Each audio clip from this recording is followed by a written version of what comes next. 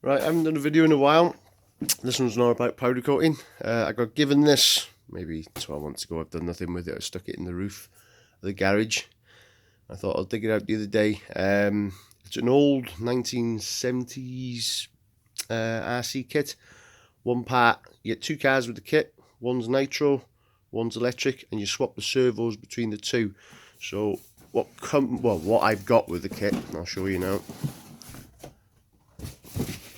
Comes with all-style manuals, which are still in there. The body of it is like an old Le Mans style. I'll put that over there. Then you've got the nitro part. I've taken the engine out. I should have started doing the video beforehand. The engine was seized solid. So how I unseized that was I got my blowtorch on the engine casing, which expanded the metal, which then allowed me to get a few rotations on this. Stripped it all down, took the clutch cover off. There's a 10mm nut behind that, which then allows you to take the shaft in this carb bit off. Found the conrod was bent and it was rubbing on the casing, straightened that out. When I took it apart, I didn't make a note of what side this groove goes on. Not seen it before on any other nitro engine. It must be an old, I don't know, you could tell me, but after a lot of research, it goes on the intake side, not the exhaust side. So that now turns freely. I think it'll be fine.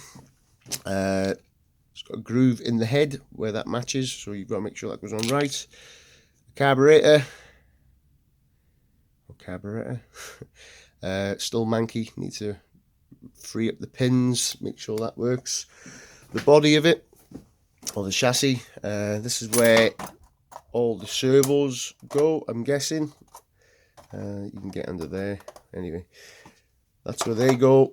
And what you do is it comes with this other car, and you transfer all the gubbins from this to that when you want to run the nitro, and vice versa.